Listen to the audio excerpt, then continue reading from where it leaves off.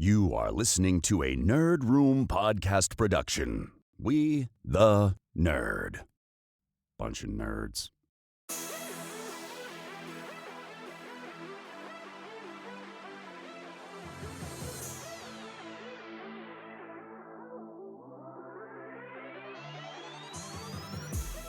Hey everyone, and welcome to Nerd Room. We talk all things Star Wars, Marvel, DC, and beyond. This is episode number 287. We're discussing the Hawkeye trailer, the Penguin on HBOMax, and Peacemaker First Look.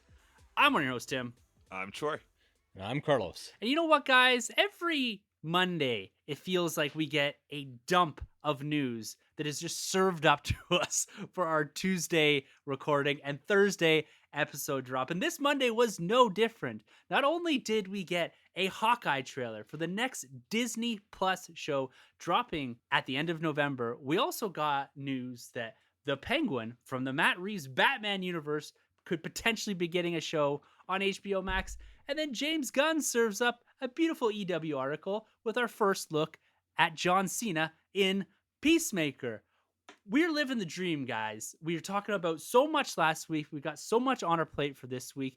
And I didn't even mention the Insomniac games that are coming, all the figure releases, the crazy week that I at least had in Nerd. It is just amazing to be a nerd in this space, guys. And I'm so happy that we can be here again to discuss all of this. We've even pushed out our Shang-Chi review to some undetermined time because we didn't want to wait to talk about Hawkeye or the Penguin or Peacemaker or any of this. So we're here, guys, to talk all things Star Wars, Marvel, DC, and beyond.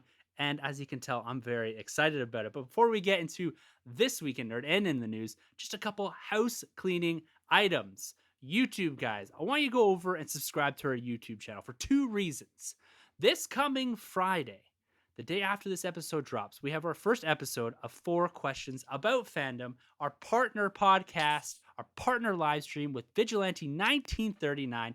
Bring a brew. You can hear Troy just cracked one in celebration of our podcast this coming Friday of our live stream.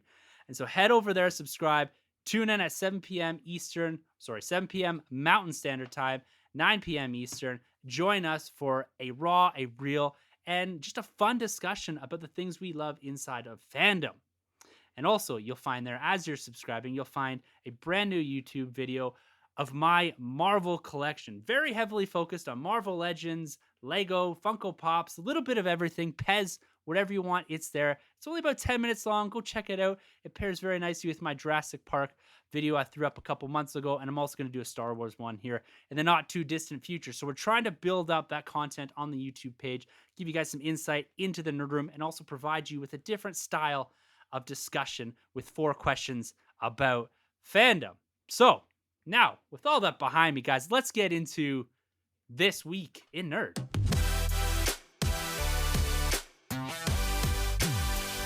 So this week in Nerd is where we discuss the latest and greatest from the world of nerd. And we're going to kick it off with the DC film universe, now extending out into a much broader universe inside of HBOMax. Matt Reeves, the Batman. Carlos, you're not excited about this one, are you? March 2022? Maybe you can't see my shirt on our record here, but yeah, just a little bit. I'm right there with you, man. My hype level is huge for that. I've got more and more Batman merchandise entering the Nerd Room as the days go on because of this film and my hype for it. And we're seeing this universe around the Batman, Matt Reeves, the Batman, grow steadily as we get closer and closer to the release date of the actual film. We know there's a Gotham show coming inside of that universe to HBO Max. And Deadline reported this week that there is a Penguin origin-esque sort of story being developed inside of HBO Max, starring Colin Farrell, who plays the Penguin inside of the Batman that we're going to see in March of 2022. This game was a big surprise to me, but a very welcomed one. I am all for the streaming service and leveraging that platform to bring us more stories inside of these universes. I don't have to see the Batman to know that it's going to be amazing. And I'm just excited right now that I already have 2 sets of different in-universe content that I'm going to be able to consume at some point inside of 22 or 23 that's continuing and building that on top of the film stuff. So, Carlos, I got to go to you first. The goddamn Batman, Bruce Wayne, as Troy calls you. How do you feel about this universe expanding even before we've seen more than that trailer from Fandom last year. Oh man, I'm stoked. Like what this does more than anything is it screams about the confidence that Mhm. Warner Brothers has in this project. And if you look at the Suicide Squad, they announced this Peacemaker show that people are like, what is that? I don't know if I want that. Like, who asked for this? And then we all see the amazing film that is James Gunn's The Suicide Squad, Mhm. and the Peacemaker show can't come fast enough.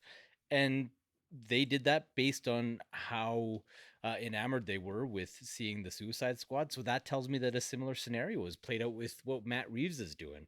And man, a guy like Matt Reeves, he's not going to bring something to the table if he doesn't have a story he wants to Mhm. tell. And this isn't a case with some executive going to the creative saying, we want a product for HBO Max. This feels like the director saying, hey, I got this cool idea about a story I want to tell in this world. And the Penguin's a pretty exciting character to do it with because in kind of the glimpses that we've got at the Batman, it's a pretty gritty urban type story. And so to see the Penguin go through something that would be a similar rise to infamy that we've watched play out in shows like The Wire, or Mhm. what they're doing with the Saints of Newark show or movie that's coming out for HBO Max as the prequel for The Sopranos, like I'm there for it. And the Penguin, he's got a couple cool variations of his origin that you could tell. You could tell the one with the other esteemed family in Gotham that kind of fell on hard times and he's got to come back up, or the guy that had nothing and was always disrespected and worked his way through the gangland to infamy, or even something different like they did in the Batman Telltale games where there was an association with Bruce Wayne, but they took pretty different steps as they grew into adulthood. And yeah, I think the character is rife for it. I think we've seen some interesting images with things like um, the set photos of him being with Carmine Falcone and Bruce Wayne at the same time. So if there's a story there to tell, yeah, give me that 4, 6, 8 episodes. And if anybody kills that crime drama, it's HBO. So they've only been doing Mhm. it for decades. So I'm I am all in for an Oswald Yeah. Cobblepot prequel series. Bring it on. I'm done questioning the need for stuff because anything that we in the past have said, is this a story we need? Did we need a Black Widow? Did we need Loki? The answer inevitably was yes, and we thoroughly enjoyed all of that. So until something's put in front of me and I'm proven wrong with my hype or my anticipation, just keep giving it to me and leveraging these platforms to tell stories. I cannot emphasize how excited I am that we're seeing this replicated over on HBO Max, pulling things out of the big screen onto that platform. I just hope we get it in Canada in some capacity, whether it's on Crave or HBO Max Canada, whatever. Just bring it to us. Give us the content, guys. So, Troy, my man, the Yeah. Batman, I know you're pumped for it. I'm interested to hear your take on an Oswald Cobblepot / Penguin story on HBO Max. Yeah, to be honest, first glance, I'm not super thrilled about. Well, listen, like everything lines up. I believe Matt Reeves is behind some of this, Yeah. right? This project, and obviously HBO Max, like Carlos mentioned, like they knock it out of the park with their content, especially something like The Wire and their gangster stuff. So that sells me. The only thing that doesn't is going back to the Oswald. I feel like Batman has so many amazing villains, and Penguin is one of them. I don't really want to cross anything with the Fox verse because we did get the Mm-hmm. the Gotham show, and I felt like they actually started that kind of origin telling kind of right the first time there with Penguin. But I just feel like of all these characters, why go back to Oswald? I mean, he must play some kind of important role in the film that's coming up. But I just got to be honest, I would have loved like a Harvey Dent Mm-hmm. kind of district attorney kind of story. I would have loved the Falcone stuff even. But it's cool. I'll check it out. Like Tim mentioned, obviously, if we get it here in Canada, that would be cool. But so we're also getting the Gotham kind of spin-off show, like the GPT, Mm-hmm. the Commissioner Gordon kind of side as well. So we're getting like I guess like three properties coming out of this universe, right? The Batman show, then we have Commissioner Gordon, and then we also have the Penguin. Yeah. Mm-hmm. So that's kind of interesting. So we got like the hero's perspective, the cops. So it's kind of like a little bit of the Wire going on here, which is kind of neat. We all get all these different perspectives Yeah, of man, what's that's a going on in this universe. great So take. I think what's that? I said that's a great take. That's perfect. Yeah. Yep. So I think when you kind of lay it out that way, it is kind of cool. I guess I'm just hungry for so many of these different villains in this world of Batman that I guess I would just love maybe even like I don't even want to say Catwoman because we even got a bit of her too in Gotham. I'm a sucker for that Harvey Yeah. Dent story because I think it's done so well in Nolan's verse too, which would have been kind of cool to kind of go back there. But I'll check it out as long as we get it over here. I'll check it Yeah, out. they're calling it like a Scarface like series, showing the rise Mm. of Colin Farrell's Oswald Cobblepot, the Penguin, to whatever Oh stature he man. gets to. And I don't know if this is meant to be a prequel to the Batman or if this is something that happens after the Batman in his subsequent rise post year 2 of the Batman. So I'm not sure if that's out there or if that's yet to be seen. But ultimately, I don't think this shuts the door on anything. Like you saying Harvey Dent, give us something like that. Yeah, bring Hmm. it on. I would love Yeah. something like that. And they might be saving a character of that stature to put into a Batman 2 or the Batman 2 or whatever it turns out to be, right? There's, I think, room for that. And you're right. It's so rich in the Rogues Gallery, in the Gotham stuff, in the Batman lore. This is endless storytelling. And it's cool that we can use these platforms to see that Penguin story that might seed things for later. Who knows? We might get Harvey Dent in this introduced just as Harvey Dent, which would be cool. Yeah. That'd be sweet. Yeah. If he shows up in that Gotham Central show, that would be Yeah. cool too. Yeah. Working with Jim Mm. Gordon, and then it'll be cool to see these characters get a chance to shine, be it Jim or Harvey or Oswald, without Batman's shadow Mhm. kind of being cast Yeah. over them, right? Mhm. Like, That's true. yeah, that's probably the thing I'm the most excited for, is to watch some of these characters blossom and have him totally off the board. Because that was the charm of like that Gotham Central comic book, was that Batman was something that either happened before or happened after these guys were there just doing the Joe on the street type of work. So it's a unique way of presenting comic book content for sure. And it's funny because you got me thinking a little bit, Troy, that with the Oswald Cobblepot and the Gotham series, it does have somewhat of a parallel to what they did in the first season or so of the Fox Mm. stuff too, right? Using those as your focal points. It's a little interesting, but I'm sure the production value will be a little different. And not being 24 episodes or whatever it was, I think Yeah. helps. This probably being, yeah, like you said, Carlos, a 4, 6, 8 episode sort of arc on that platform. It can work. I think it can work. It can work in a real way because we're gonna get our first taste of what they're doing over on HBO Max inside of a DC film universe, or jumping from the big screen down to a streaming service with James Gunn's Peacemaker. And I agree with your sentiments there, Carlos. Before the Peacemaker, that seemed like, we're gonna shoot from the hip here and whatever lands. I get out of that film, the Suicide Squad, and I didn't even get enough of John Cena in that role in that movie. And here they are serving me up the continuation of that story just a few short months after we see the Suicide Squad on the big screen. Now, Troy, the Suicide Squad and the success there and the Peacemaker, this to me is a show that is a must watch. Is it a must watch for you? Again, with a caveat, as long as we get it here in Canada. You know what it is, and if you were to ask me this before seeing Suicide Squad or the Suicide Squad, I would have definitely passed. I'm not the biggest John Cena fan when it comes to Hollywood, Mhm. but after seeing the Suicide Squad, I was actually really impressed of what he did and what they did with the character, and I really feel, I mean, spoilers, but not too much, but how they sent a certain character off in the Suicide Squad, his haunting words over Mhm. Peacemaker. I really think there's something there they can hold on to with those tissues and the thread of this show. It could be really cool. I really hope that's something. It's something that's not ignored. And by that, it has me all in, man. Mhm. I want to know more about this character. He wasn't my favorite, but he was still great. He's a lot better than I thought. Mhm.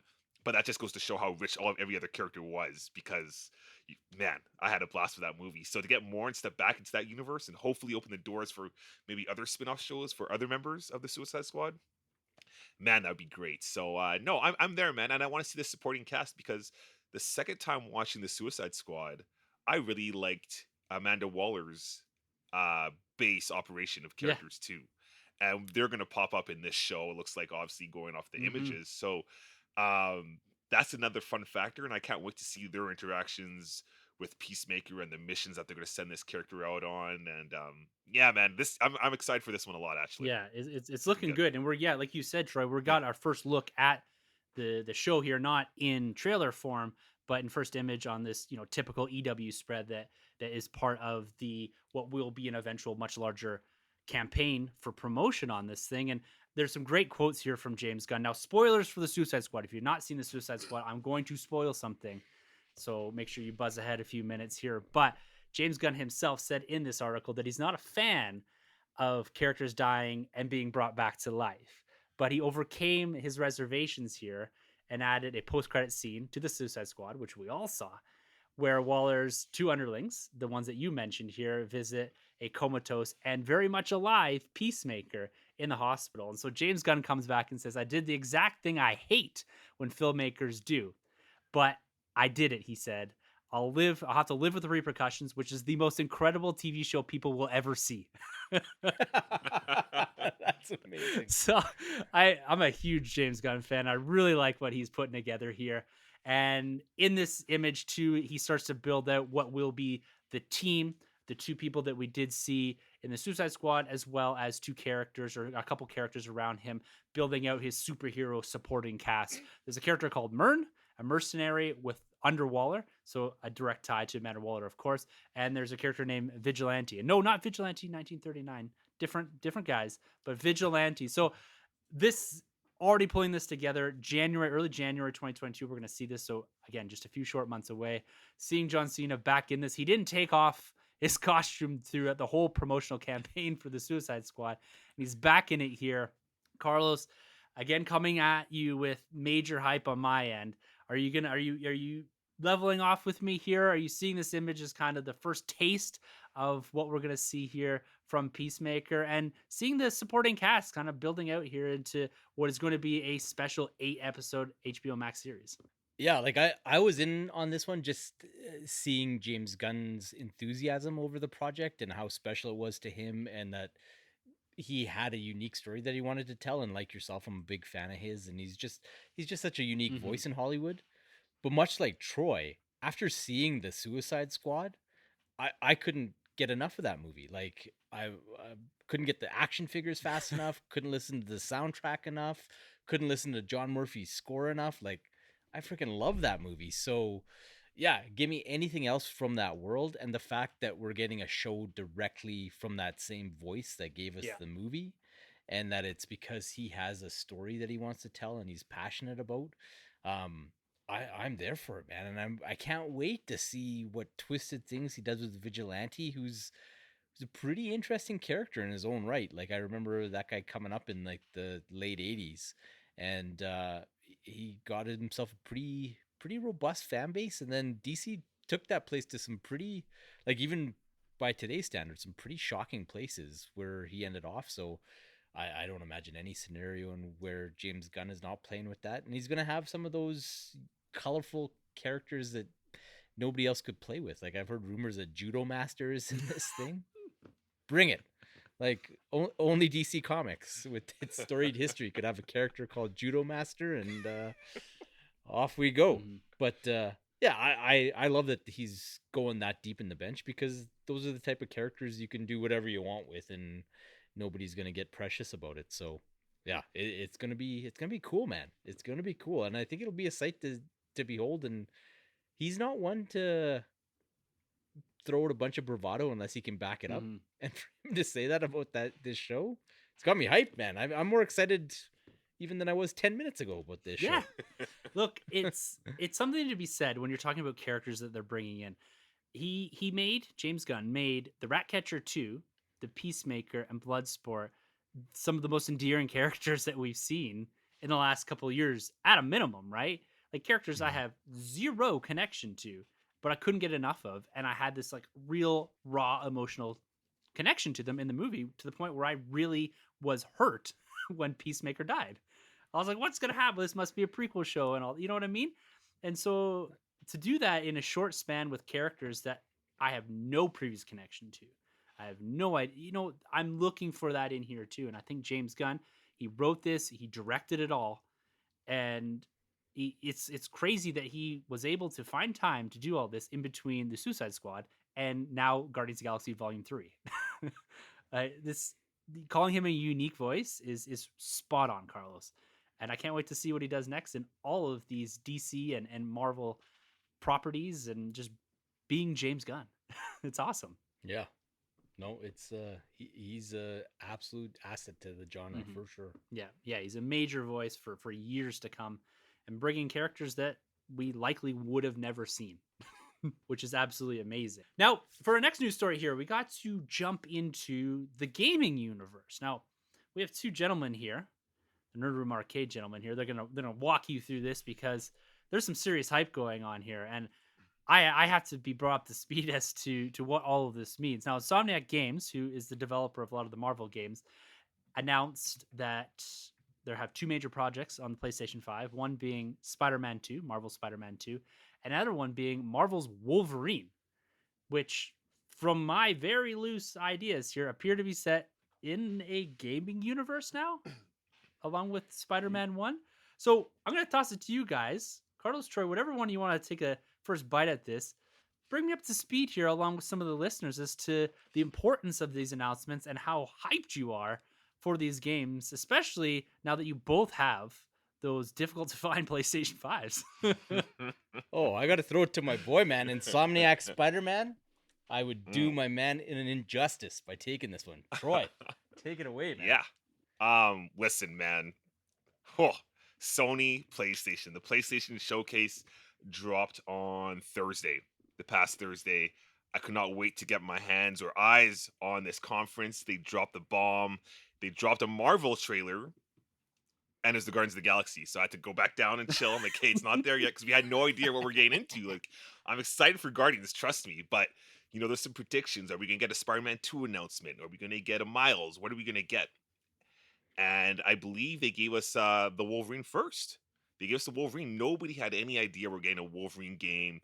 The trailer is nice. It's a little clip of a guy in a bar. Right away, you can see him with the cowboy hat. You got the back shot. You see some guys beating up in the bar. The trailer ends with the guy with the bloody knuckles lashing out those claws. And I don't know about you guys, but I lost my mind in excitement. Like, we're getting a Wolverine game. And you know what? The thing is, it's been some time because the last Wolverine always pops up in video games, whether it's like the Marvel vs. Capcom series, the fighting game, whether it's Marvel Legends or Ultimate Alliance 3. And he's been in a couple other games, but his last good game, believe it or not, to a terrible movie, was X-Men Origins Wolverine. Yeah, man, that was a great game. And it was a great game. It was in the era where we were doing a lot of hack and slash games, like a Devil May Cry, a God of War, and the combat was fantastic. But the cool thing with that game is it actually really utilized Wolverine's healing factor really, really well, where you can actually see the character's wounds from a fight heal over time. So I'm hoping they incorporate that in Insomniac. But taking it back to the Insomniac verse, they haven't quite clarified whether this is going to be in the same world as the 2018 Spider-Man game. I'd imagine so, but the most important thing is that it is created by Insomniac, and these guys right now has to be PlayStation's #1 studio. These guys are really killing it in the gaming world right now. So I did hear that they are most likely going with an M rating title, which is fantastic. And it's going to be very story driven. So again, I feel like we're going to get a bit more of that God of War, the latest God of War kind of story driven gameplay.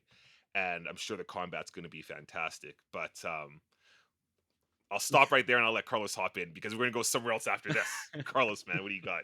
Yeah, man, this Wolverine game was a pleasant surprise. And to be honest, like watching the trailer, it's well put together. It's very atmospheric. But the thing that got me the most hyped, like you touched on, was that Insomniac's doing it. Like I've said it 100 times on here, like character over continuity. If it's connected to the Spider-Man stuff or not, like it really doesn't make a difference to me.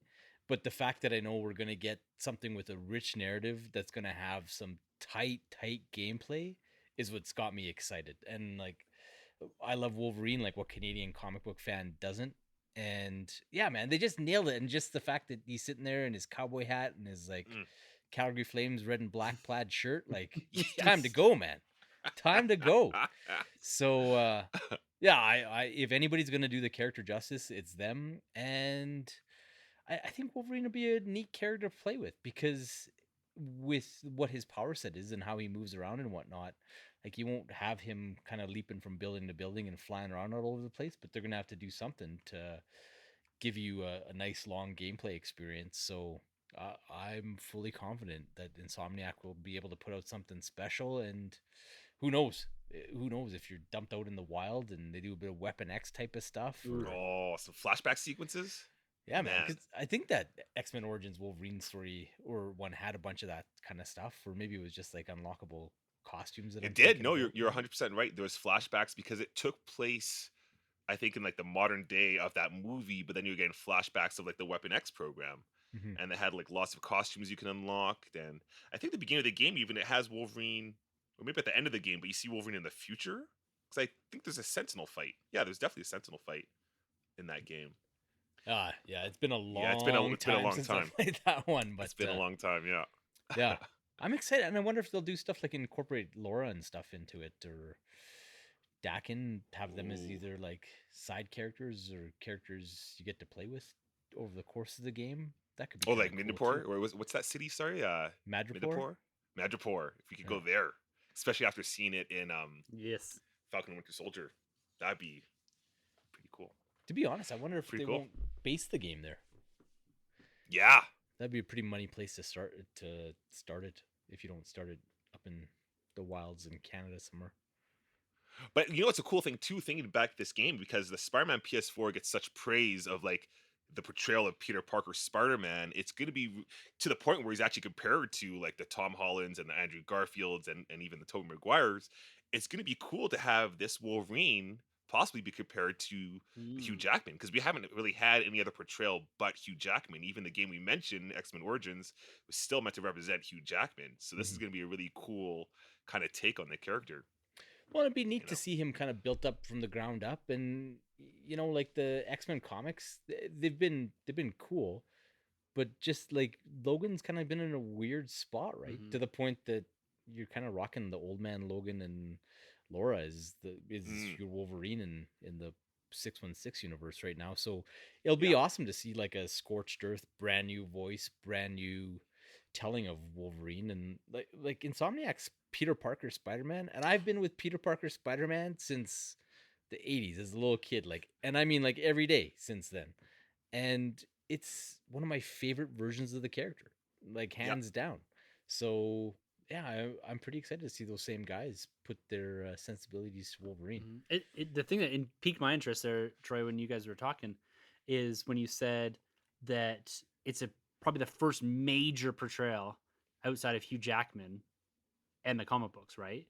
Where they're putting an Mhm. actual voice, a look, a story to this character. Because decoupling Hugh Jackman from Wolverine is something that they have to do inside of the Mhm. next Yeah. couple of years with not only this, but also eventually, I would assume the MCU at some point. We might get a variant cameo of Hugh Jackman at some point inside of the universe, but I think eventually they got to go a different way. So it's Yep. a good point. Like this is going to be a big step. Absolutely. Yeah. Well, and people are pretty married to their portrayals of Wolverine. Like I remember that Wolverine and the X-Men show. Nobody gave that one or even X-Men Evolution. Yep. Nobody gave those ones a chance because they were so married to the 90s show. But if you go back and watch them, like especially Wolverine and the X-Men, it's excellent. It's one of the best animated Marvel shows out there. But because it wasn't that Fox Kids 90s one, people are like, nope, I don't want this. So what else did they announce there this past week there, Troy? The money shot, man. This blew me away because now I know it's not Insomniac. I believe it's Square that's doing the Marvel's Guardians of the Galaxy. But the fact that we got 3 Marvel games announced. Marvel Spider-Man 2 for the PlayStation 5, and I believe it's exclusive to the PS5. So unlike a couple games that are coming out right now, they're both platforms, so PlayStation 4, PlayStation 5. So you're not getting the full quality of that game, the full potential. But with this game, it's going to be all in on the PlayStation 5, and it's going to be using all that power, all that glory. And the trailer was nuts. We get Spider-Man, we got Miles Morales, we get Craven the Hunter narrating the whole trailer. And it was so cool how they're chopping up this trailer because Craven's kind of talking to the audience, and he's talking about like the surprise factor, and I think it flashes to Miles, and he's talking about like something else, some other characteristic, and then it flashes to Spider-Man. But then the trailer ends with Venom answering Craven's question, and he embraces the "we are going to do so and so." and the we are being I'm hoping Eddie Brock / Venom, and what a mic drop, because for me Craven already sold me, completely sold me, but then when you got Venom coming out of the alleyway, the look looks iconic, blown away. I mean, we knew we were probably going to get Venom because, 2018 Spider-Man's been out for a while. They did kind of plant the seeds already in the game that we are getting some form of the symbiote. But to have like a full-on Venom and the marketing going on with the Venom the movie coming out soon and the Spider-Man movie coming out soon, like Marvel does such a good job of making you have like a year of Mhm. Spider-Man. They did it much like the 2018. I think it's 2018 when we got Infinity War. We got the Marvel Spider-Man game, and then we also had, I think, something going on in the comics, and we got the Yeah. Miles Morales into the Spider-Verse. So they do a really good job of incorporating and making you have an experience of Spider-Man for that year. And it looks like we're kind of going that same direction here, man. I mean, I guess this game doesn't come out till 2023, but the whole experience of just like the excitement, it was there. So I was blown away. I cannot wait to get my hands on this game. Oh yeah, man, and it's funny because like I'm watching this trailer and it's gorgeous, and just the way the characters are moving around, and you get like that little tease that maybe Electro having a more substantive role in this one, because he was in the 2018 one, but he's always kind of in the background, right? Like you're actually fighting the Vulture, and you take out Electro by happenstance, if memory serves correctly. Like, but at any rate, much like Troy, I was excited when Craven's narrating it, but the trailer is long enough that I actually hit this point where you're watching Miles and Peter just dismantle these goons, Oh. and I was like, well, actually, I don't know if I want Craven to be the big bad of this game, because these two should be able to rip him apart and like make pillows out of his vest. But then they go into that alleyway and Venom shows up, and it's just like, oh, blew my mind.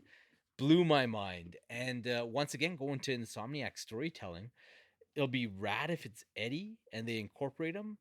But if they build on that Osborn story that they started in 2018 Spider-Man, and if it's Harry in the symbiote, because that's kind of the seed they plant with that trailer or with the teaser at the end of the first game, that could be really cool too, and lead to an amazing story. Or maybe you fight both, right?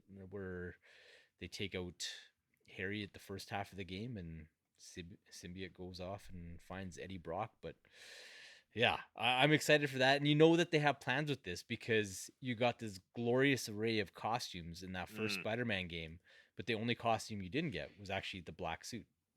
All the costumes they gave you, from Spider-Man UK to Punk Rock Spider-Man to the Iron Spider suit from the MCU, all those Spider-Man looks, but the one glaring omission is obviously that black suit with that beautiful white spider on it. So Yes.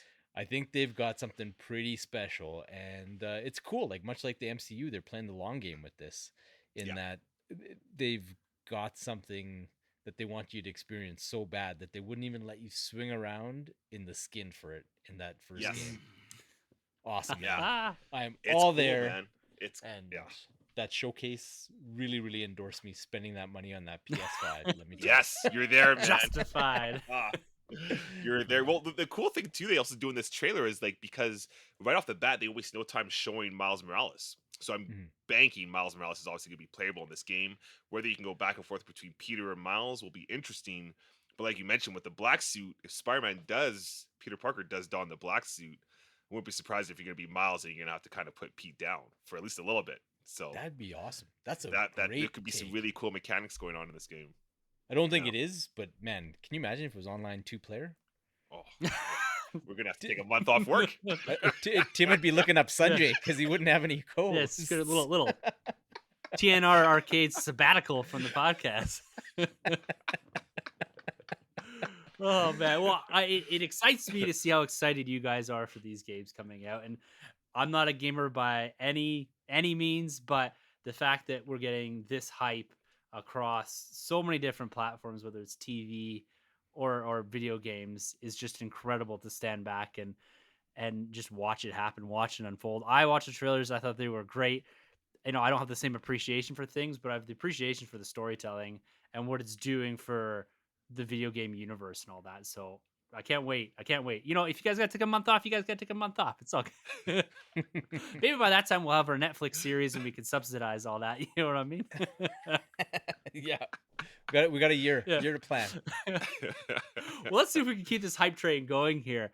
We got a brand new Disney Plus show coming at the end of November in the form of Hawkeye, and we got the first trailer for said show this past Monday. This is the first Christmas we've had together in years. I love you guys. I'm making up for some lost time. Authorities are wondering if the masked vigilante who terrorized the city's underworld is back. The past has caught up with me. Should we be worried? No, it's nothing. I'll be home for Christmas. I promise.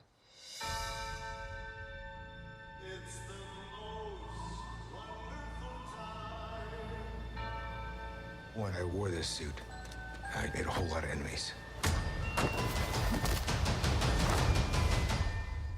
You're a Hawkeye. Who the hell are you? Some people have actually called me the world's greatest archer. Are you one of those people? It's the most wonderful. Hey, babe, I should be back in a day or two. Hang on a second. With the kids jingle belling and everyone telling. Things have gotten more complicated. Most wonderful time of the year.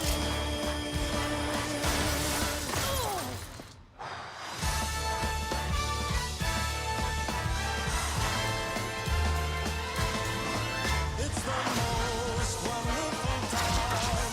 Yes, the most wonderful. This is too dangerous. Definitely not this one. You don't have to say definitely like that. Holy shit! There are arrows more dangerous than that one?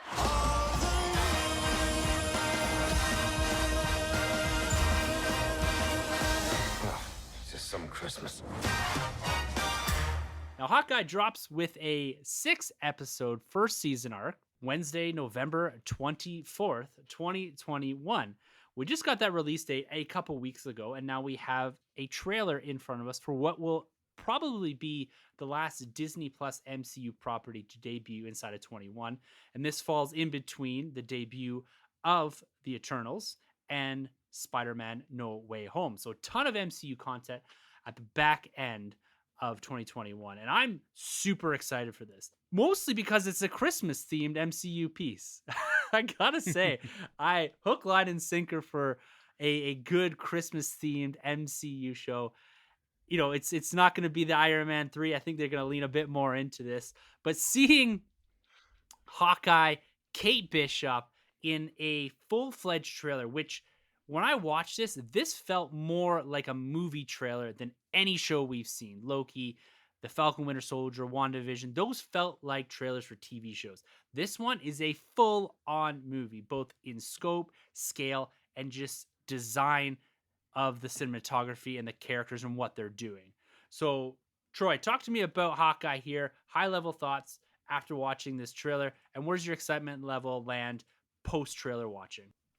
Man, I completely echo your thoughts. When I saw this, I literally had to step back and think, wait, is this a movie or is this a show? Because this trailer screams cinematic movie trailer production.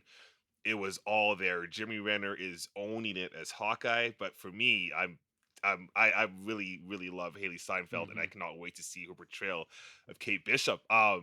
This looks like so much fun, and again, like a different kind of direction from the MCU, but also something very familiar at the same time. And it looks like we're going to be getting obviously the flashbacks of his Ronin days, and I like how that's kind of coming back and haunting him, without it feeling like a Winter Soldier effect. This still feels a little fresher, a little different, but kind of similar.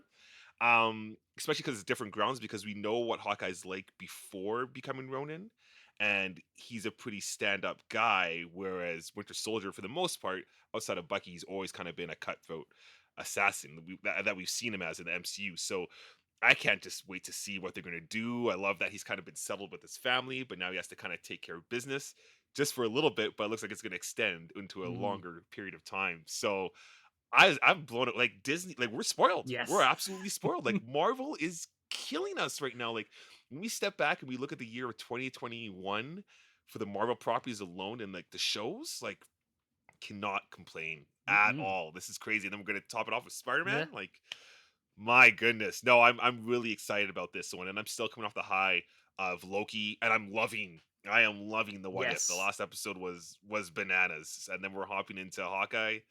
Man, like, take all my money. This is Yeah. great. I'm really excited about this Best $9 a month you've ever spent. one. Yes. Come on. Yeah. Come on, guys. If you're not Easily. watching Yeah. Disney Plus, what are you doing? Yeah. It's to echo back what you were saying there too, just as you echoed me. I love that they're using that Ronin stuff as the catalyst for this, for getting him back into that universe. There's consequences for his actions. And it seems that no one knew it was him that was doing that. So I like using that as the segue across from where he ended in Endgame into this Mhm. point now. I'm a bit disappointed he still doesn't have the Hawkeye haircut from Endgame.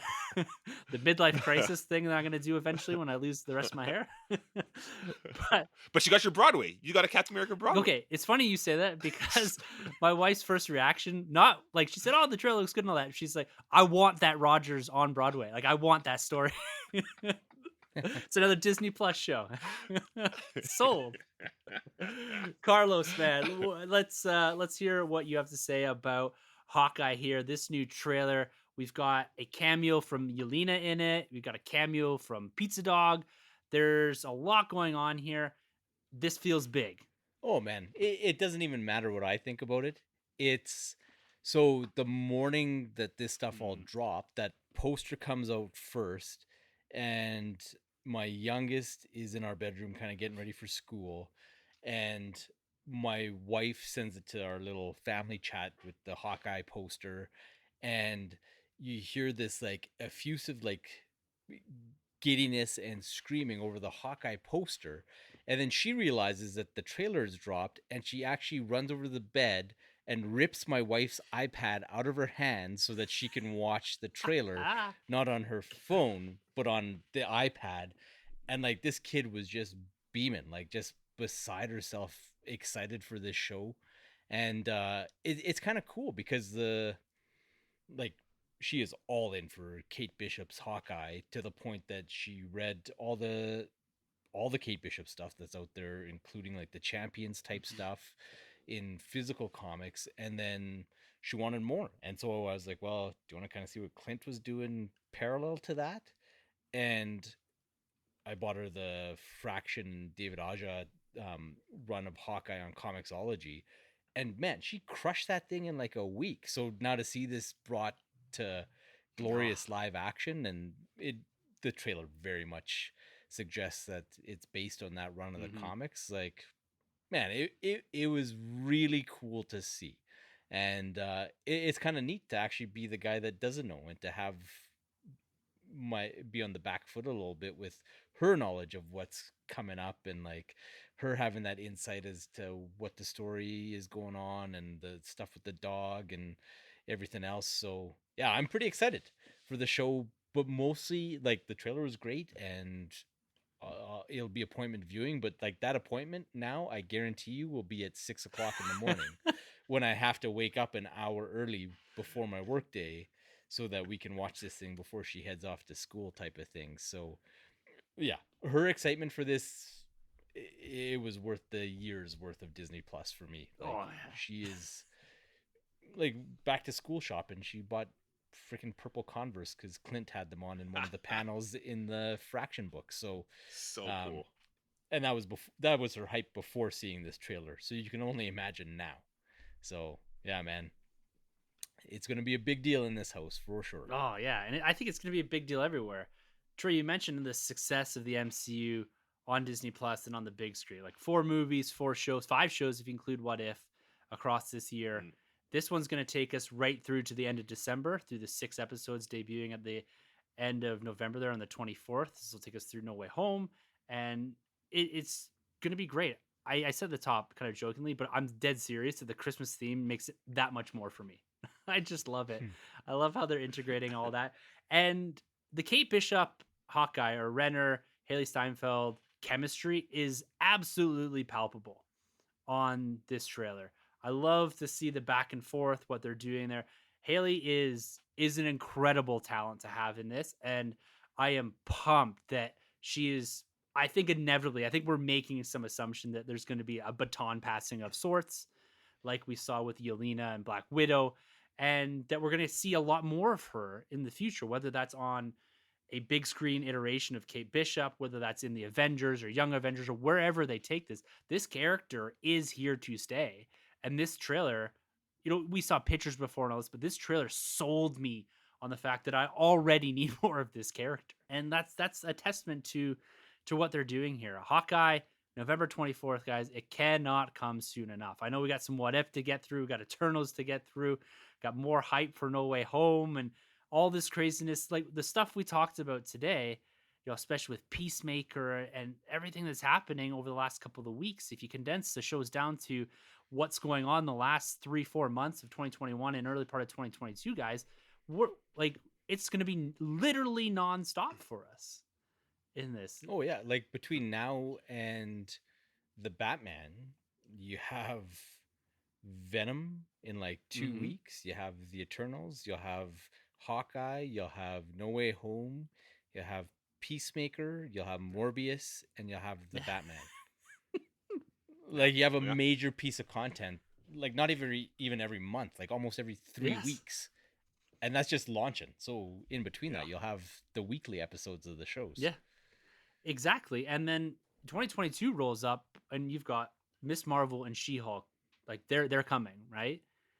And Mhm. so we've got this unbelievable slate in front of us. And then you take things like the figures and the video games and everything else that's going on. This is the best time to be a nerd. Yeah, I think I'm gonna take a month of holidays because like between Hawkeye and the Guardians game and No Way Home and The Witcher is dropping, I got no time to work. Sorry, I work. got no time to work. Sorry. And we get Book of Boba Yes! Fett too. Yeah, don't of we? course! There as well. Of Like course! yeah. We had a whole Star Wars This is episode nuts. last week where we Yeah, talked Star about Book of Boba Fett. And it's coming, guy. We amped that one up. Of course. How could we have forgotten that? Yeah. Oh, and Why the Last Man is dropping. Yes!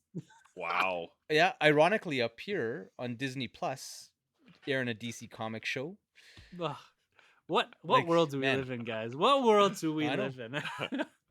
An incredible one. That is the answer. And guys, that does it for news for this week. Now we're gonna jump over to what is a very intense collectible week with our weeks in nerd.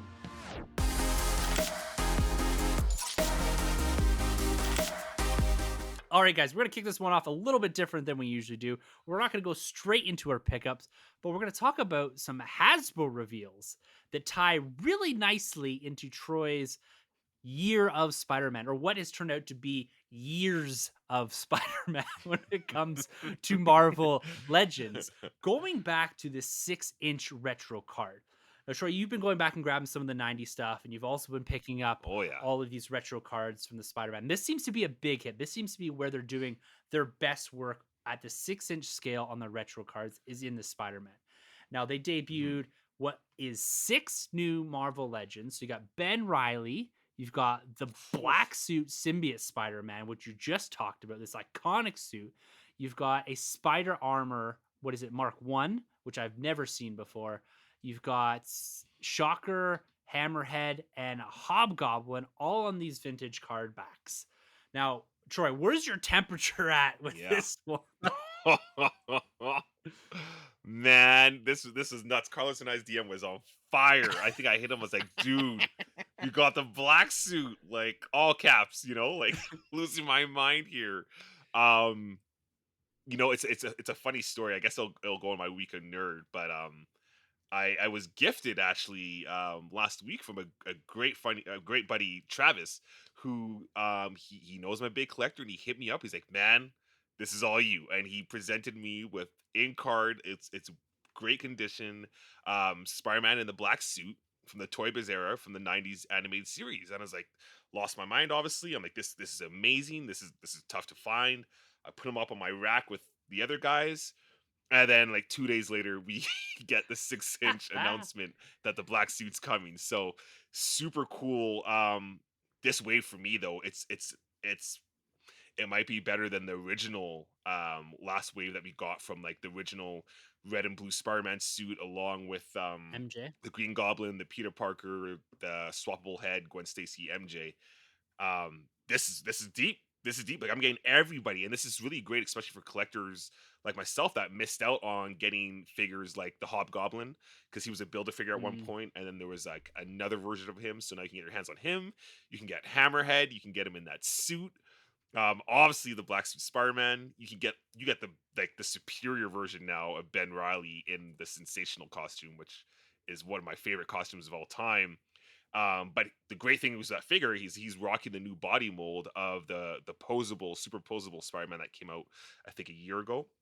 And also the black suit now is in that suit or that body.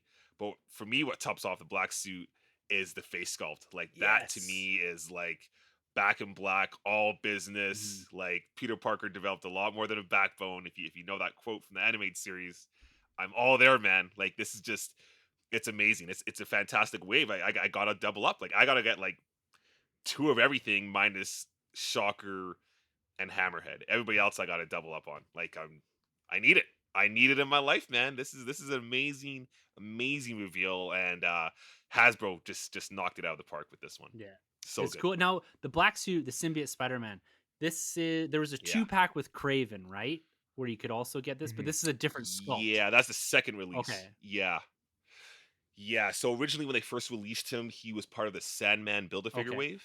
And he was pretty hard to get, and then they re-released him knowing that with the dual pack, Mm. like you mentioned, with Craven, which was basically Craven's last hunt wave. He is a Toys R Us exclusive, that version, but that version was the exact same as the one I mentioned before from the Sandman Build-A-Figure.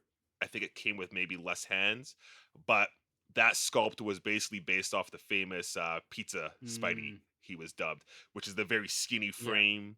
But now he's rocking like that cool, like swole He's Spider-Man, thick. which is my favorite Spider-Man. So yeah, yeah, he's a must-have. He's a Ooh. must-have. Carlos, you picking these ones up too? Well, my boy he's already got my back, man. Like I was out and about, I didn't even know that there's pre-orders available, and he's like, "Dude, I got us sorted. I've got us locked up for a bunch of these figures." And yeah, my man always has my back. So my daughter's all-time favorite Spider-Man is Scarlet Spider. So Christmas time that just passed, Troy like gifted us the beautiful original Scarlet Spider rocking that hoodie.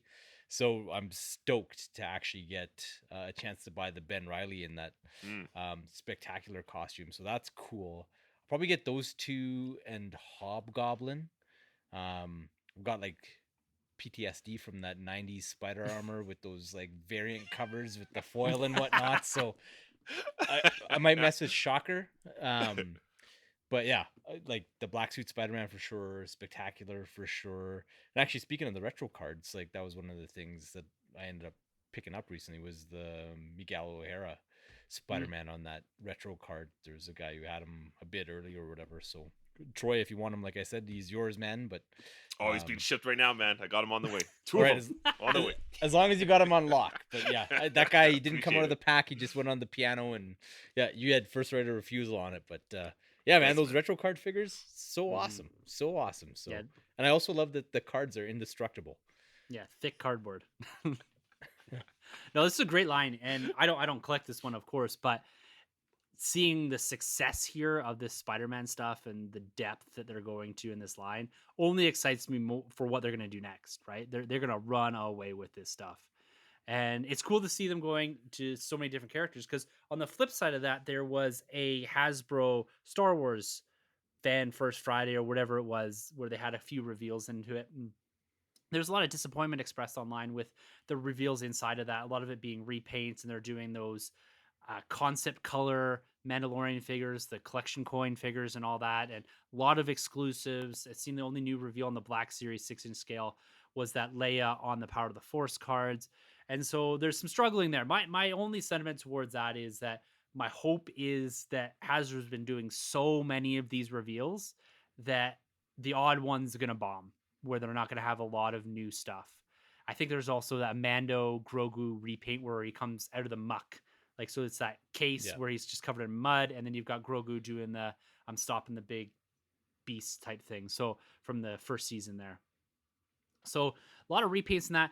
But my hope is they're holding the powder for a major Book of Boba Fett reveal of figure Mm. line where you're getting Boba Fett, you're getting Fennec, you're getting a whole bunch of characters from that series, maybe a Mando combined wave where we're finally gonna get that because like that's a figure that's out there, right? That we haven't seen anything from is even the robed Boba Fett that we saw in Mandalorian. So I know there's a little frustration out of there, and I hope that people don't get too down on the Black Series and all that because I do believe there's stuff to come, and there's so much of it out there, anyways. And it's time to maybe take a breather on the wall because it's coming in a major way with all this Disney Plus coming, Disney Plus stuff coming with others, and or Obi-Wan or Book of Boba Fett.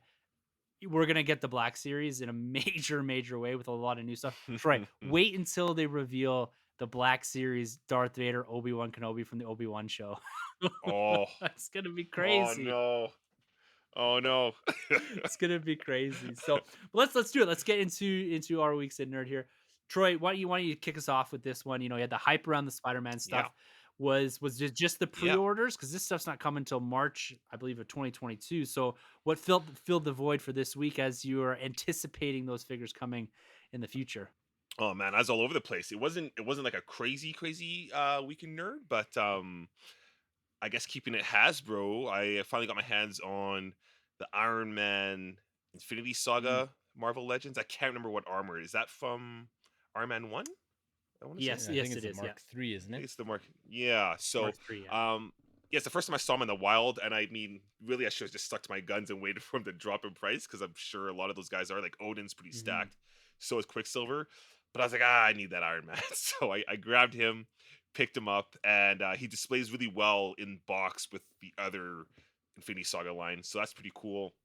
Um, like I mentioned as well, like my boy Travis, he gifted me that amazing black suit Spider-Man from the Toy Biz era, just like an amazing looking character figure. And man, Market Mall.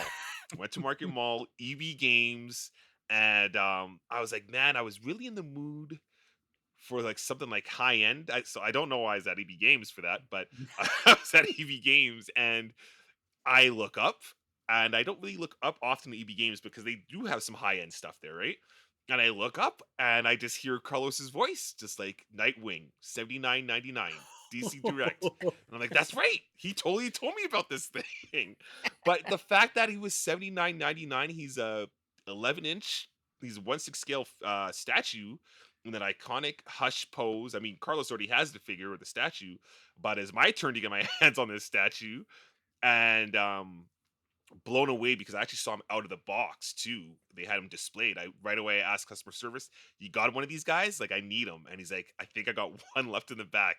But if not, you can take this one that's on display." I'm like, "Sure, like whatever it takes." And comes back, he had the one more and got that guy home. I sent Carlos a classic photo of the figure in the car, Yeah. and he's like, "Man, Strapped like in. he's I felt like felt like I did him proud."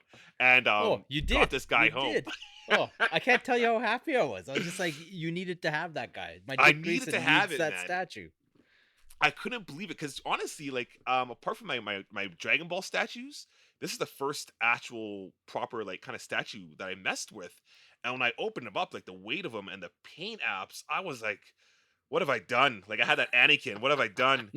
Because now, now, now it's opened up this new Pandora's box of like I need to get statues. Like I need to be on the so right away I'm like online looking up like 1/6 scale statues. I'm asking Carlos what Batman could scale with this guy because I can't just have Nightwing by himself. So that's another hunt, but satisfied with this DC Direct. He's amazing, and for the price point that you get in these guys right now, like you just can't go wrong. So picked up Nightwing, and oh shoot, and then like a couple weeks back, I guess last week because I didn't record, but another thing, I went to our local comic book shop, Phoenix. I got rid of a whole bunch of Black Series and some Marvel Legends. Took them to the shop, got a wicked trade in value, and the clerk's like, "Well, what do you want? What do you want to trade? What do you want to do?" And I'm like, "I want to take this guy off your hands. I want that War for Cybertron, Optimus Oh Prime, yeah. 1/6 scale." I'm like, I need it, man. I need it because again, like the influence of you guys, Carlos, man, and Grabs a while back too, and Ian as well, man. Like, it kind of pursued me in this Transformers line, and I took this guy home. I opened him up, and I'm still blown away by what this figure can do, his capabilities, the articulation, the engineering, the paint apps. Like, I think it might be the best figure in my collection that I really like. Like, it might be my favorite, Wow. just for the fact that unlike a hot toy, I love my hot toys, but you got to be careful how you articulate them. Optimus Prime is like whatever you want to do with this figure, you just go to town on. And got that guy home, and then kind of passed that bug back to Ian. So our boy Ian got the same figure a little while after. Then I threw that battering back at Carlos, and well, Carlos, take it away, man. How's your weekend nerd? Yeah, my weekend nerd started off by getting hit in the face by a batarang because you go to Marty's, and I think you might have even phoned me, but you're like, man, I got this freaking figure from him, and it is the greatest thing that I've ever put in my hands. And you're talking about like opening up the box, and it's smelling like your dad's, like the shop that he used to mess Yes. in, and those wheels start turning, and I was just like, man, like I am such a mark for Transformers that like I don't mess with them because it is dangerous, dangerous, dangerous ground. But then like Troy, he's surrounded by the sweetest plastic ever, and if it doesn't exist, he makes it. And to have this guy sitting there telling me that this is the greatest action figure that he's ever laid his hands on, it has those wheels turning. And then I'm like, wow, I don't really want to start going down this path because Optimus would lead to Megatron and blah blah blah. And I'm like looking at his pictures, and he does that sweet video, and Ian's talking about pulling the trigger on it. I was like, no, I can't. I got like the Masterpiece Prime, and that's got to scratch that G1 Optimus Prime itch. And then Sunday morning rolls around, may or may not have had a bit of a hangover, and I'm playing around on eBay, and I'm like, well, Troy bought that sweet 3-0 War for Cybertron Optimus Prime, and I end up scoring a sweet deal for the Bumblebee version of Optimus Prime from 3-0 as well. So this is kind of a sister piece to Troy's Optimus Prime, and he's in that look that he had at the beginning of the Bumblebee movie, which isn't the Michael Bay Optimus Prime, but he's basically a live action version of the Optimus Prime that we all knew and loved and grew up with. And yeah, man, I throw this guy an offer, and he's in Quebec. And so I was like, okay, if this happens, it's meant to be. Throw him a bit of a lowball offer, and like with shipping and everything, it's still like, I think $100 short of what American retail was in Canadian dollars. And I go out grocery shopping, and I think Troy and I are DMing still about stupid Optimus Prime while I'm trying to buy groceries. And then like the eBay chime goes off on my phone. I was like, is this guy I was like, shoot, this guy accepted my offer. And so I didn't even reply to this guy. I screen capped it and sent it to Troy because it was too funny. I was like, here you go, man. Optimus Prime is a done deal. And let me tell you, man, this guy showed up in the mail just yesterday. He's hot off the press. And I ended up working like 45 minutes, maybe an hour and 15 minutes longer today, past what my quitting time was, because I owed the company a bunch of time for all the breaks I took to sit and futz around with this Optimus and pose him up and like light him. And like, man, it is a gorgeous figure. Like Troy said, like, he's just so fun. He's like unbelievably posable. And like the balance in this guy is insane. Like I'll post some pics on our Instagram actually before this episode drops. But I put him on my kid's desk and like had him like shooting, like standing on one leg as though he's like mid-action pose. And he comes with this really cool stand that's all it's all kind of ergonomically balanced. So it's a really light stand, but you can actually have him in like mid-flight fight poses. This big, huge, like 12-inch style figure. It was die cast and heavy as hell. Doing all sorts of funky stuff, and there's like no chance of him falling over. But like Man, I love and hate you so much for like opening this Pandora's box with this figure. It was nuts. I'm so glad you got your hands on that, man, because that's what kind of started this whole thing. And like now, look at it. Look what's happened. I Crazy. know, because because you asked me about it. I was like, I kind of looked at them. I love the Cybertron one, kind of looking at the Bumblebee one, and then, yeah, man, you struck that match, and Oh, you created a wildfire. I think 3.0's stock price went up between like these sales in Canada and Japan, and them not knowing what the heck's going We're on. influencers now, man. Influencers. Just our own money we're spending on it, other people's. yeah. Yeah, exactly. And then, yeah, for me, the other big thing this week was we had the Calgary Expo in town, and so I ended up venturing forth and going to that, and it was cool. It was like a fifth of maybe the size it's been historically, but it was okay. Like it was laid out and spread out as much as they could, and they were very adamant about the masking and sanitizing going into this place. So that was cool. Got to listen to Ray Fisher talk and tell his story in his words. So that's something for another show. Maybe a live stream this weekend. You never know. Uh, but the highlights of the expo was family goes. We're flipping through some pages, and artist John Delaney ends up talking to my wife a bit, and he ends up selling us a page of his Justice League Adventures comic that features some cool shots of Aquaman and like a really cool shot of the Justice League in there. And he's like, you know what? If you want, I'll sell you that page and do you a sketch character of your choice for $120. And so he sold her a page, and he did her this really cool full color Wonder Woman for a song. Like you can't touch that. I think one of the guys there was charging that for a signature and a quick little remark. So yeah, and super cool guy, like That's super amazing. entertaining, like just this wonderful boisterous personality. And he's the kind of guy that you could just sit and be in a room with for 3 hours and just listening to him talk and tell war stories and just the energy coming off of him. But bang up, guys. As everybody on this show knows, my oldest daughter is a massive Superman fan. And when she was a toddler, Superman Returns was obviously playing at a theater, and we have a picture of her walking up to the movie poster outside a theater, and it's just her back, and she's a toddler reaching up to this Superman Returns poster, and it's the one of him kind of looking down over the earth. But it's a really cool, beautiful shot. It's incredible, And, guys. Just like it's beyond beautiful. The picture is cool. Yeah, thanks, man. And so before the expo, we saw that Brandon Routh was coming, and we had met him once before a couple of years ago at the expo, but my daughter really wanted to get an autograph from him because she had gone and taken her picture with him. So my wife had the idea of printing out this picture instead of using one of the ones there and getting him to sign that as an autograph.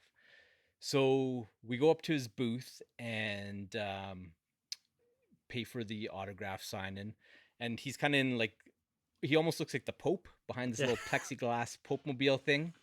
And so the lady working with him, like his handler or whatever, passes him the picture, and he kind of stops and he's looking at it. And my daughter's the person talking to him, and we're just kind of behind. And he goes, "So what's the story with this picture? Who's this?" And my daughter's like, "That's me." And he kind of stops and he's looking at it, and he starts to get a little emotional, and he's like, "Was this some special screening or something?" And I'm like, she's having a hard time talking, and he's like, you could tell he's getting a little verklempt. And I was like, well, no, it was just she loves Superman, and she saw that poster when she was a toddler and ran up to it, kind of thing. And he's like, "Do you remember this?" To my daughter, and she's like, "No, but I watch the movie all the time and I love it, and I have a copy of that poster in my bedroom and stuff like that." And so he sits there for like a couple seconds, and he's just contemplating, and he writes her this beautiful little note about being so pleased that he could meet an older version of her, and signs it to her, and gives her the picture back. And then as we go, we're just kind of saying thank you. And as we're going to leave, he's like, "Nope." He goes, "We need a picture." And he turns to the ladies, and the ladies kind of getting the little Visa machine out to charge me for this thing. And he's like, "Nope, this one's on me." And takes this beautiful little picture with my daughter. And man, like that guy, he is Superman. Like that is that Superman life kind of thing, right? Like amazing. yeah. it was so cool. Like this kid has been on cloud nine ever since, and just the fact that the guy was just as good and genuine and nice as what you would hope an actor who portrays that character to be was, well, that's a memory my family will have forever. So shout out to Brandon Routh, man.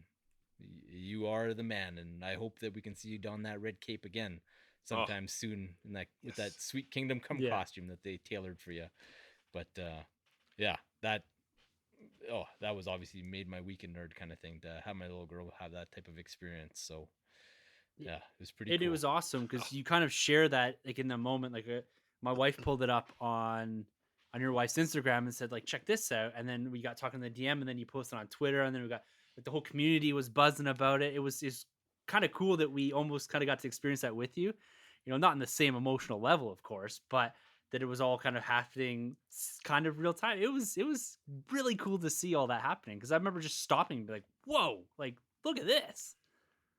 Yeah, man, and that is cool that you say that because it was kind of real time. Like I don't think I had moved 25 feet before I get the DM from you, and then we're kind of going back and forth. Because yeah, my wife, she is crazy fast in that upload to that Instagram, man. They all are. it was unbelievable. Like I think I was literally putting the picture into the plastic sleeve when I get your DM. So that's how fast it was. So when you say that we all experienced this real time, it's very true. It's like you guys were right there with me. It was awesome. I love seeing like that. That's a crazy story, and I hope one day that my daughter can have an experience like that where it's, you know, you're meeting an icon, you're meeting someone that you looked up to, like literally looked up to in that picture. It's so cool. Mm-hmm. So cool. Yeah, no, it was an unbelievable experience. So yeah, man, if you're gonna put on that red cape, you gotta be that way, man. Like Yeah, man. It was really cool to see that guy be that genuine and that nice. Yeah. What an experience. What an experience. That's a hard thing for me to follow up. But there is a common theme here with all three of our Weeks in Nerds. And there seemed to be something special going on inside of the collecting world because this concept of the Pandora's box at Marty's is the consistent theme. First things though, I walked into Marty's, local comic shop, Phoenix Southwest, and I go in and I think to myself, shit, someone must have sold Marty a bunch of Black Series. It was literally my first reaction. There it is, light bulb. They're Troy's, because he had all kinds of stuff, and like he had like it was all pretty fresh, right? And so I've been on this kick lately of selling stuff and translating the cash into new collectibles. And I talked last week during our Star Wars episode that I had this like renaissance in my brain after watching the making of season 2 finale of The Mandalorian. And I had run out and gotten that Boba Fett Black Series figure, and I had bought a couple Power of the Force. Well, it took off this weekend. I go into Marty's, and I bet you I've looked at this stuff 15, 20 times over the last 6 to 12 months. And it is the Power of the Force Dewback and Ronto, like the beast figures from the Power of the Force line. These are like your 96, 97. This is special edition stuff. And I have some of the beasts from when I was a kid. And I walked in there and I was like, you know what? I'm going to buy the Dewback today.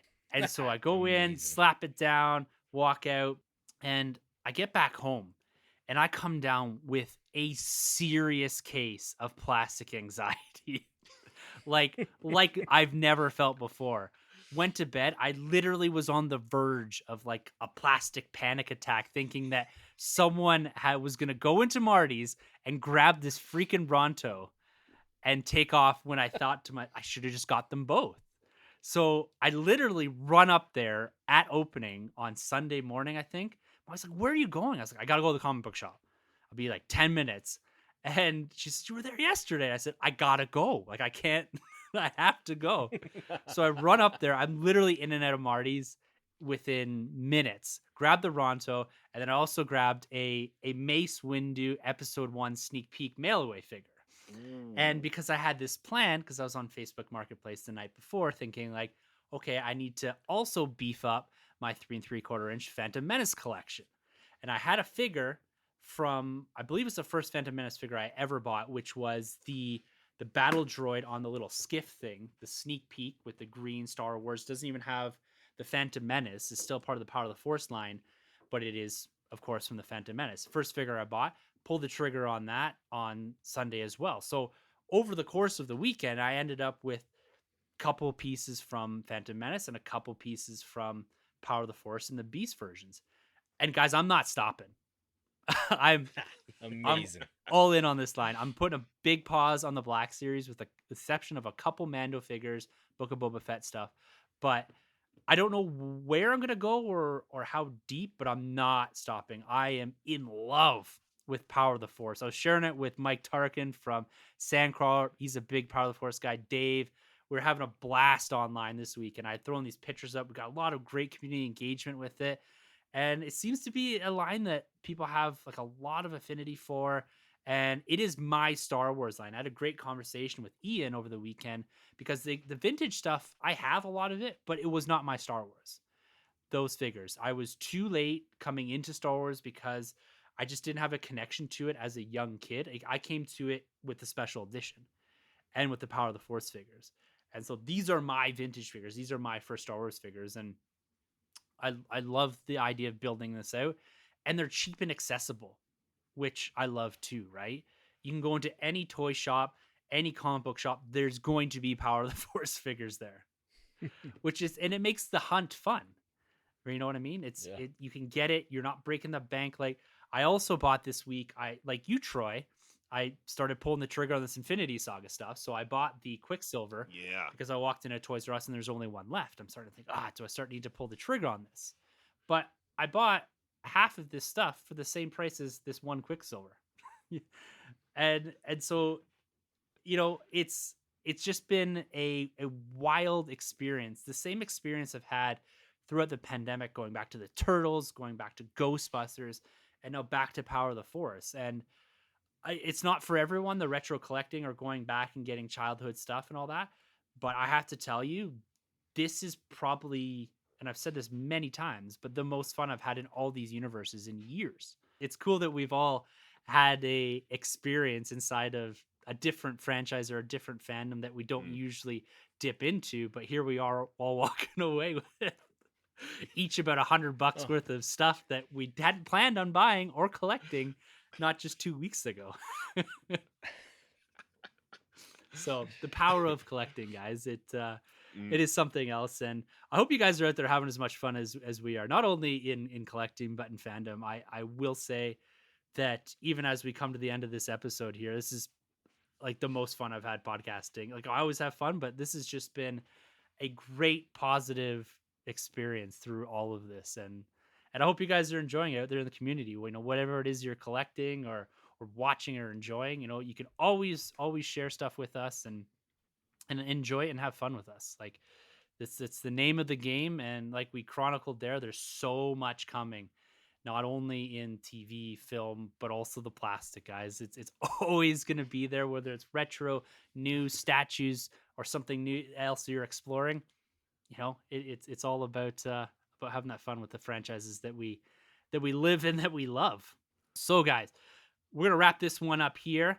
Before we do depart, I will remind you again: this Friday we have got our big first live stream with our partnership podcast with the boys over at Vigilante 1939. 4 questions about fandom. We're each bringing a secret question to the table from fandom.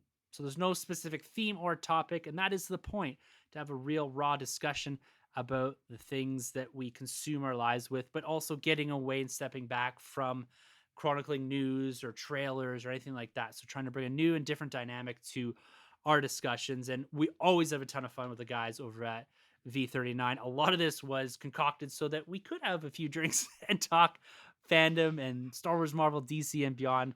So make sure you go head over there. It's going to be a ton of fun, and just enjoy with us. And another thing too, big shout out to our man Stu Baca. I know he's been up and down with health and all that, and we just want to wish him the best out there. He's always been a huge supporter of the show. He's been an integral part of our community since really it's our inception. And big shout out to him, wishing him well and a speedy recovery with everything, man. We're here and the show's always going to be here for you. So, we're looking forward to having you back in a serious way inside the community here. But get well soon, my man. Yeah, get well soon, man. Best guy on the internet. Love Yeah. Stubaka. Oh, always just such a positive force and sharing so many cool things with us. Yeah, amazing. That She-Hulk collection and his love and passion for that universe. It's absolutely incredible. Looks like I just had a subscription box delivered, but I guess that's for next weekend. Yes, it's it's gonna keep stacking up. I got a few things to talk about eBay, Carlos, and I got to talk to about it till it gets back. But I was pulling the trigger on eBay. I know I'm gonna need an intervention pretty soon. All of us are, I think. All right, guys. If you'd like to be a bigger part of this show, you can always email us at thenerdroom@gmail.com. You can find everything we do over at thenerdroom.net. The hunt is real, and it's over on Instagram. As long as they're not taking Troy's videos down, you can see all the content that we're putting up there each and every week. Our hunt captures. For some of you, Troy's Optimus Prime video is up there. For some of you, it's not. You're going to see stuff from Carlos and I up there as well in this coming week. And Twitter. It's where the community is thriving, where it's chatting, where it's talking, debating, having fun, sharing what we do every single week in Nerd. Our handles are at the end of the episode, and you can always use the hashtag #WeTheNerd. So, with all that being said, another great episode behind us, guys. I look forward to discussing Nerd with you next week, and for listeners to come back here and enjoy and celebrate with us. So, until then, for the Nerd Room, I'm Tim. I'm Troy. And I am Optimus Prime. Thank you guys so much for entering the Nerd Room. This has been a Nerd Room podcast production. You can find our hosts Tim, Troy, Sanjay, and Carlos on Twitter at TheNerdRM, TroyTheBoy87, Sunjabi, and CDN Caped Crusade R. For more content from the Nerd Room, check out thenerdroom.net. And don't forget to subscribe to the Nerd Room on iTunes, Podbean, Spotify, or wherever you plug in. Use the hashtag #WeTheNerd to keep up with the latest from the Nerd Room on Instagram and Twitter.